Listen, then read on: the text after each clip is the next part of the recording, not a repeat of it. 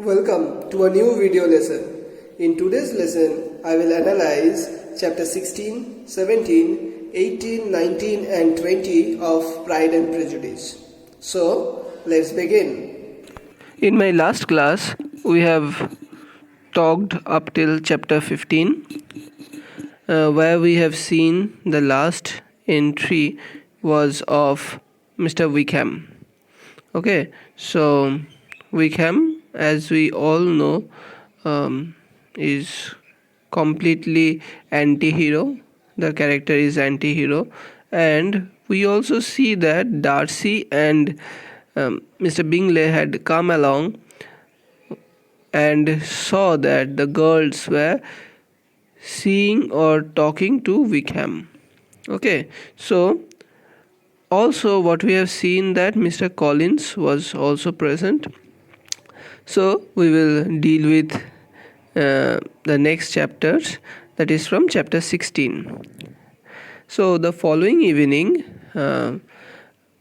Collins and his 5 cousins arrive at Mrs. Phillips's house to find that Wickham is already there. Collins finds Mrs. Phillips a willing listener when he describes all the grandeur of Lady Catherine and her mansion. Wickham seats himself near Elizabeth. He mentioned Darcy, and to her surprise, tells her that he has been connected with his family in a particular manner from infancy. Elizabeth tells him that Darcy is unpopular in the neighborhood. Wickham informs Elizabeth that Darcy's late father was one of the best men, but that Wickham has been scandalously treated by Darcy himself. He goes on to say that he was brought up for the church, not for the army, and his godfather, the late Mr. Darcy, bequeathed him good living, which his son, disregarding his father's wishes, gave to someone else. Wickham attributes this action to jealousy of himself. When asked about Darcy's sister, who is now aged 16, he replies that she is nothing to him now. Elizabeth wonders how a sweet-tempered, amiable man like Bingley can have a friend as disagreeable as Darcy appears to be. Wickham replies that Darcy can please when he chooses. He also tells Elizabeth that Lady Catherine de Bourgh is Mr. Darcy's aunt, and that her daughter will have a very large fortune. It is believed that she and her cousin will unite the two estates. Wickham tells Elizabeth that Lady Catherine is arrogant and conceited. Elizabeth returns home with her head full of Wickham and his charms. So what we see here is that this chapter creates another barrier between Darcy and Elizabeth. Wickham's narrative about Darcy further alienates the two major characters. Here, she is clearly a victim of her own prejudice against Darcy. For all her intelligence, she is duped by Wickham. In Jane Austen's views, Elizabeth had committed a gross error. She has been taken in by Wickham's appearance rather than attempting to know the reality of the situation. Austen emphasizes her theme as Mr. Wickham imposes her prejudice upon Elizabeth and makes her even more prejudiced against Mr. Darcy, who it is hinted is prejudiced against all people. So, Wickham's character is presented fully through this conversation. He is handsome and confident, but a shallow young man. To the casual reader, he appears to be either a liar if this story turns out to be false, or secondly, you can say bad-mannered and malevolent. even if he is telling the truth. Elizabeth is quick to discern that something is wrong between Mr. Wickham and Mr. Darcy, but her prejudice blinds her. Mr. Darcy had ignored her in their first meeting. Mr. Wickham prefers her to other attractive girls at Mrs. Phillips, and flattered by this attention, she does not notice the obvious inconsistency in Wickham's words.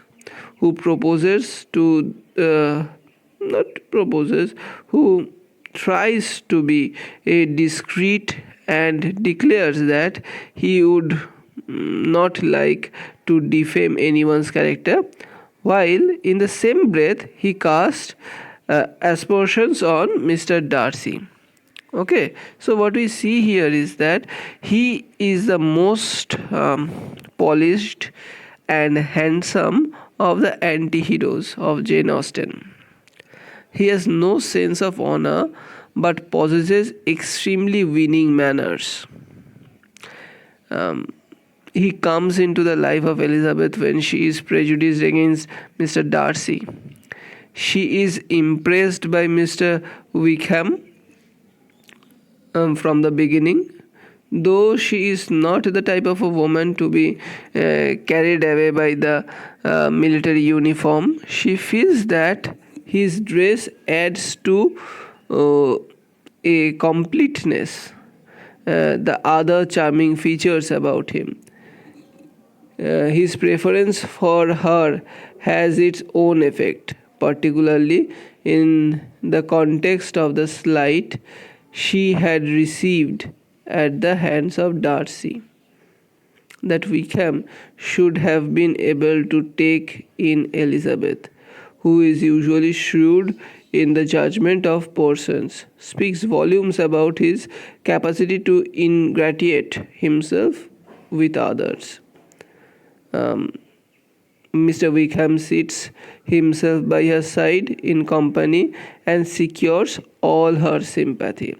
He does not find it very difficult to make her partial to him, since he makes her feel that Mr. Darcy is their common enemy.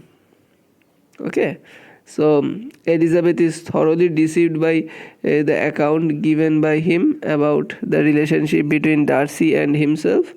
She glows with what she feels to be generous indignation against Darcy.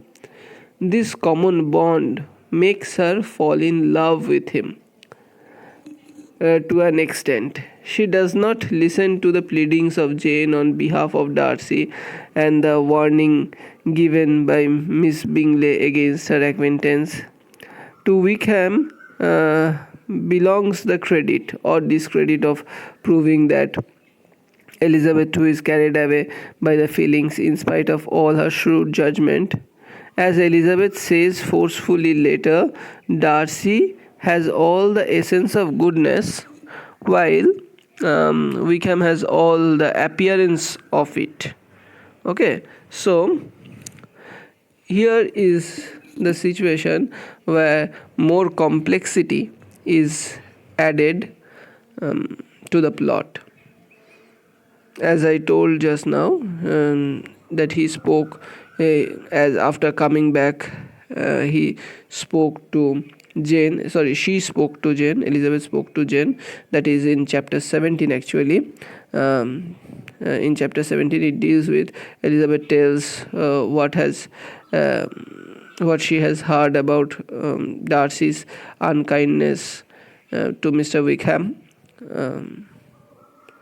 And the latter expresses the opinion that there are two sides of every story. So what we see here is that Jane is here becoming a more rational of the two, becoming more rational than her sister Elizabeth.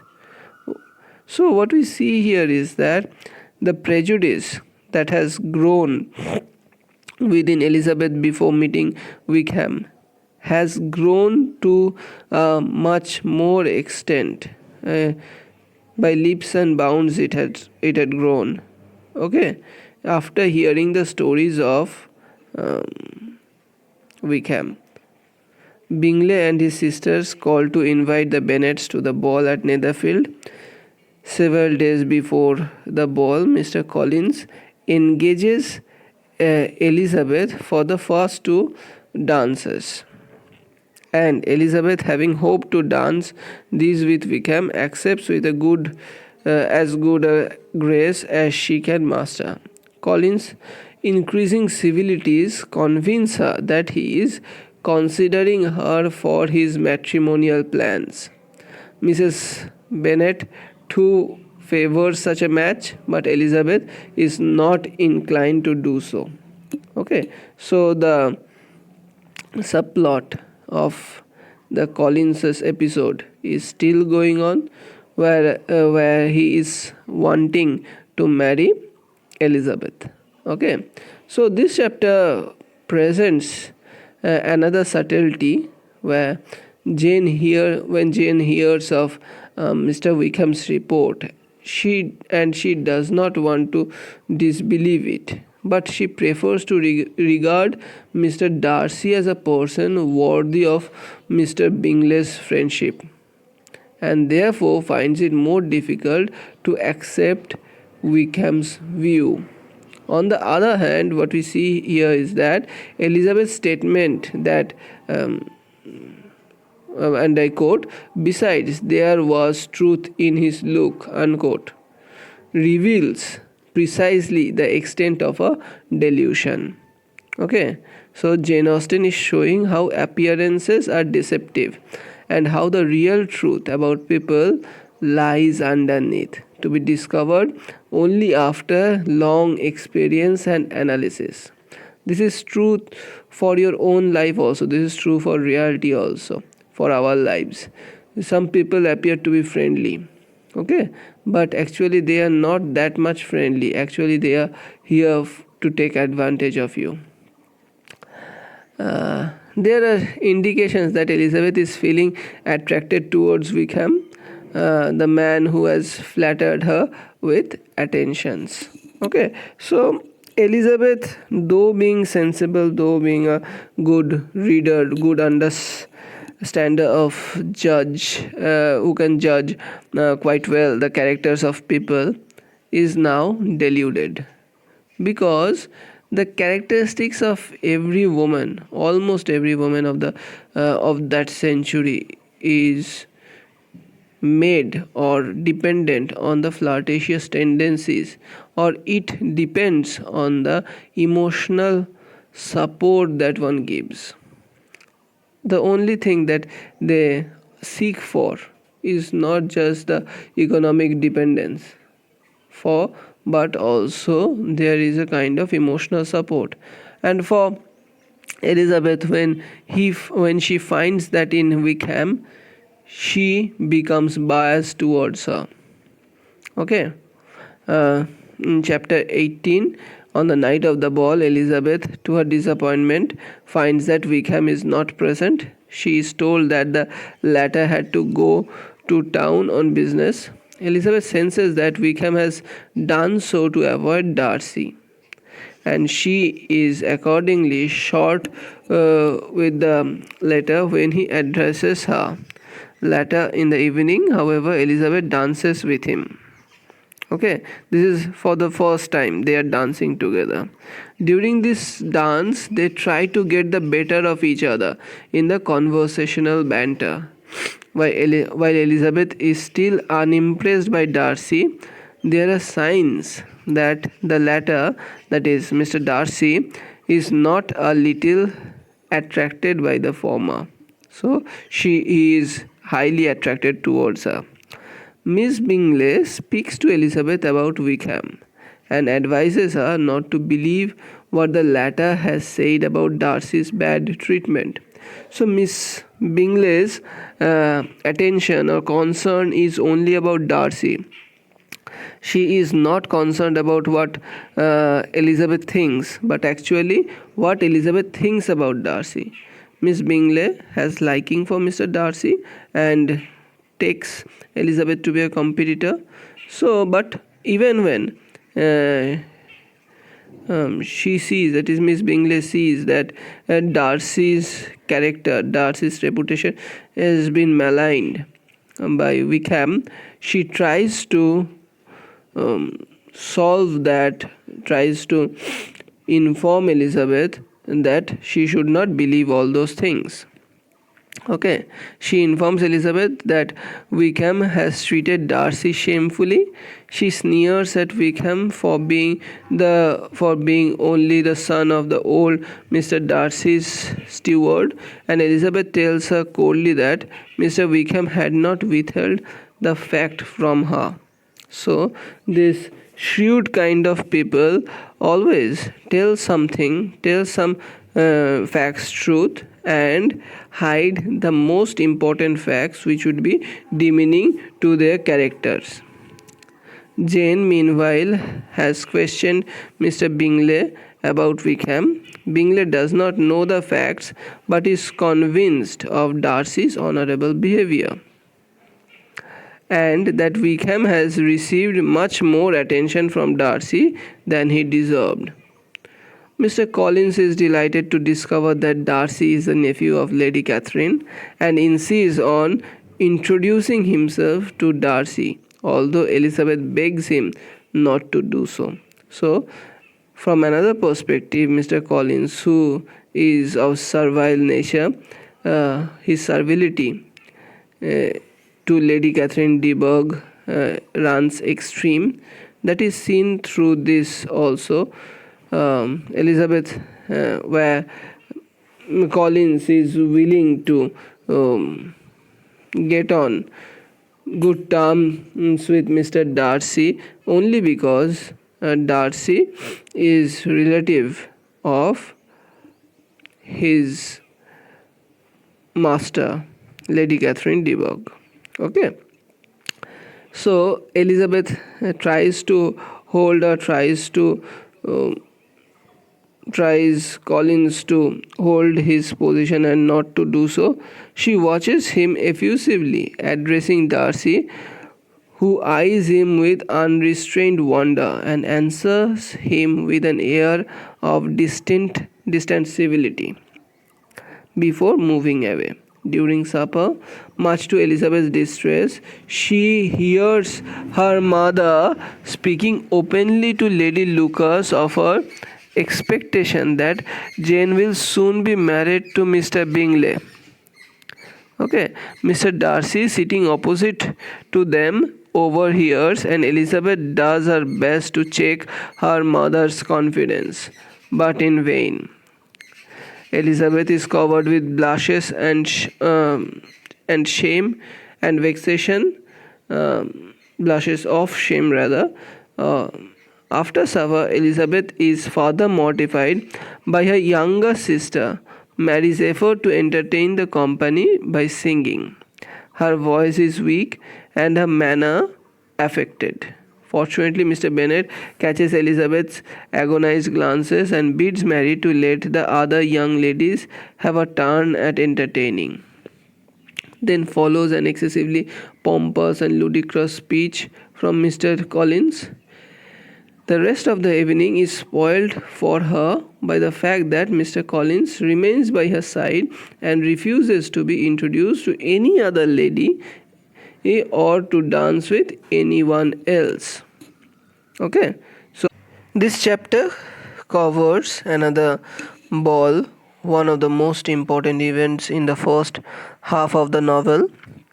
Here the Bennet family is seen in the most unfavorable light, along with Mr. Collins' appearance. To Elizabeth, it appeared that had her family made an agreement to expose themselves as much as they could during the evening, it would have been impossible for them to play their parts with more spirit or finer success. Mary embraces Elizabeth by singing too long and boring the entire group. Then Mr. Collins, who is a relation, makes a dull speech and insists on being introduced to Darcy Mrs. Bennet's utter stupidity is revealed nowhere as clearly as in this chapter. She talks about the possibility of Jane's marriage with Mr. Bingley and is overheard at the dining table by Darcy. The evening succeeds in driving Elizabeth and Darcy farther apart. Her prejudice is unabated. She says of Darcy and Wickham, "I shall venture still to think of both gentlemen as I did before." Ironically, her sympathy for Wickham is increased by the fact that her enemy Caroline Bingley defends Darcy so energetically. Okay, towards the end of the ball, Darcy suddenly becomes aware of the great disadvantage to the to the Bennet family, if Bingley marries Jane. So he thinks if it expedient to remove Bingley from the scene, and the readers are told that Bingley is going to London. Okay, so disadvantage is for the Bingley family, as if Bingley marries Jane. Clear? So what we see here is that developments are through in this plot, in this chapter, but what we see here is that the complication is rising. So it is going towards the climax, so complications are rising. Okay, in chapter 19, which deals with the following day of the ball, Mr. Collins asks permission to speak to Elizabeth alone. After some pompous preambles, he informs her that he has chosen her to be his wife. Elizabeth declines the proposal of marriage. Collins replies that, as it is usual for young ladies, first to reject the address of the man, then secretly mean to accept. He is not discouraged and still hopes to marry her before long. So, the Hindi saying that ladki ke naam mein hi ha hai. They do not understand that no means no. Okay, so Elizabeth indignantly refutes this, but Collins persists in his belief that she really intends to marry him. That is, Elizabeth really wants to marry Collins. Elizabeth decides to apply to her father to deal with this suitor. So, if he so stupidly persists in considering her repeated refusals as flattering encouragement. Okay, this chapter is the first proposal scene in the novel. Mr. Collins's proposal is awkward and insensible. He does not realize that a young lady can refuse him. The true worth of Elizabeth emerges through her declining Mr. Collins's proposal. Collins's offer is attractive in many ways. There is the promise of a comfortable life, not only for herself but also for her family. Her rejection is an act of courage and honesty. She does not want to marry for the sake of society, for the wishes of her parents, or for convenience. Okay, she must look for the perfect match in a husband. In fact, Jane believes that marriage depends on much more than mere physical comfort and material security. Collins's pompousness and his reasons for proposing are laughable. He states that there are 3 reasons for having decided to marry. It is right thing for every clergyman to marry, to set good example in the parish. He is convinced that marriage will add to his happiness, and more important it is the advice of his patroness, Lady Catherine. Okay, he also makes much of his magnanimity in selecting a bride who is to bring no dowry with her. All in all, Collins appears foolish, pompous, and thoroughly disagreeable. Okay, so uh, and this leads uh, Elizabeth to leave the room, which we will see in the next chapter. But before that, we would like to talk about uh, Mr. Collins's father, Mr. Collins's attitude further as it has developed in the last 2 or 3 chapters. What we see here is that he is excessively attentive to Elizabeth, and the lively girl Elizabeth is bored by his company. He forces himself on her by stating or by asking her hand at dance. It is in this course of the ball that he makes himself most ridiculous and introduces himself to Mr. Darcy, in spite of his warnings given by Elizabeth, when the lady tells him not to do any such foolish thing, since Mr. Darcy would treat an advance of that nature as a piece of vulgar impertinence. Mr. Collins talks of the peculiar dignity that attaches to the profession of the clergyman, and marches forward to introduce himself to the proud Darcy. The peculiarity about him is that he does not recognize that he is treated with contempt by Mr. Darcy. Later in the day also, Mr. Collins makes a foolish speech about music and bows to Mr. Darcy at the end of it, since he is a relative of his patroness. The whole assembly is surprised over this strange creature, but Mr. Collins, no doubt that he has made a wonderful impression, and Mrs. Bennet thinks likewise.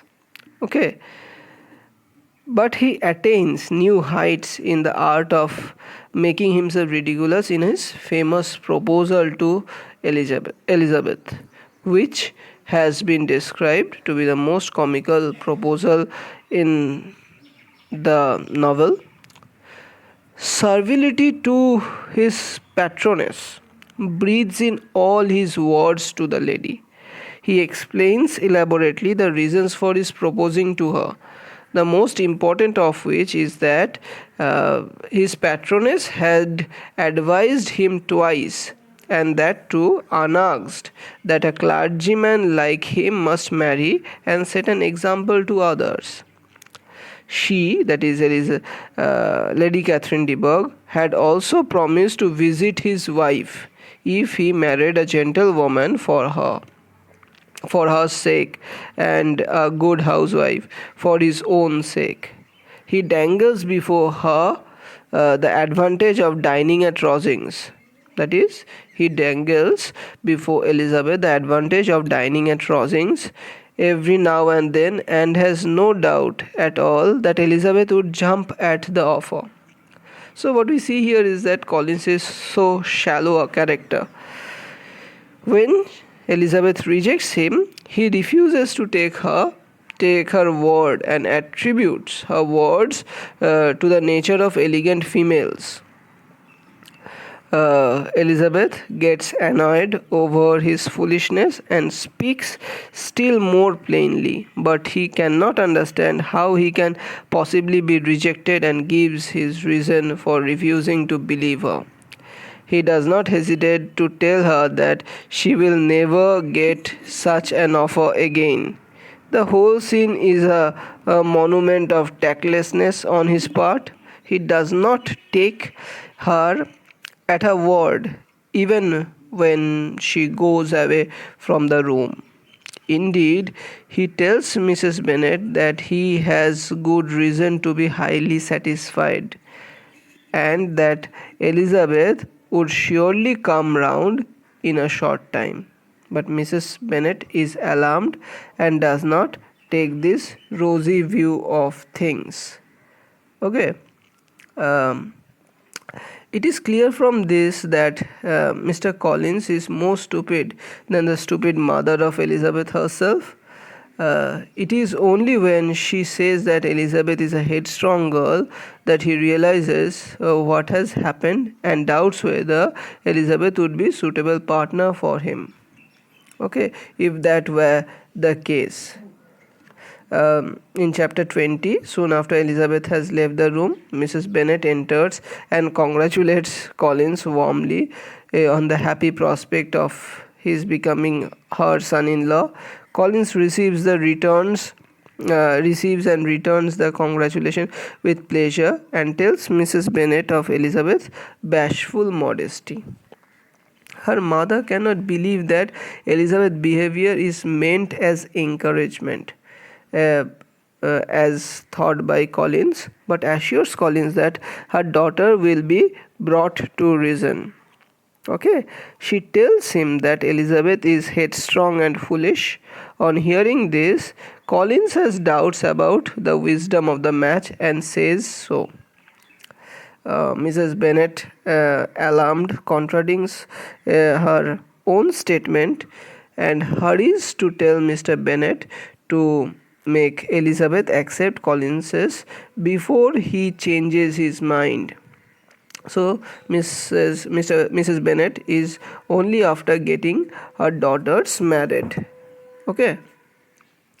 Mr. Bennet sends for Elizabeth and tells her that her mother will never see her again if she does not marry Collins, but that her father will never see her again if she does.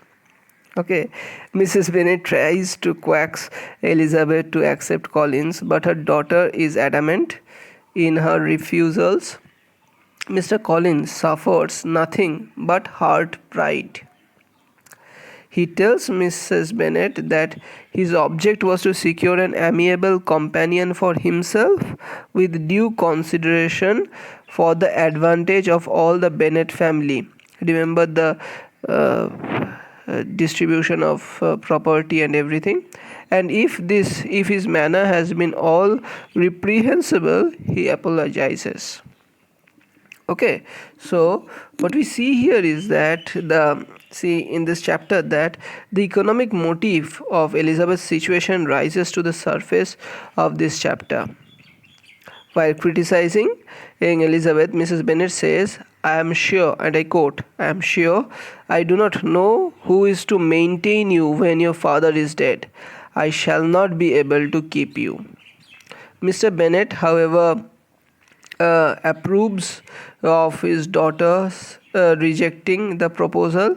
Elizabeth's spiritual courage in having rejected the material comfort extended to her by Collins is indeed praiseworthy, for she is a young woman without any livelihood, any profession, and with the additional disadvantage of very low connection. Even Mr. Collins can see that, as he says, it is by no means certain that another offer of marriage may ever be made to you, unquote. Elizabeth's strong moral character is evident in her refusing Collins. Let's end it here today. We will continue the next chapters in the next classes. Okay, thank you.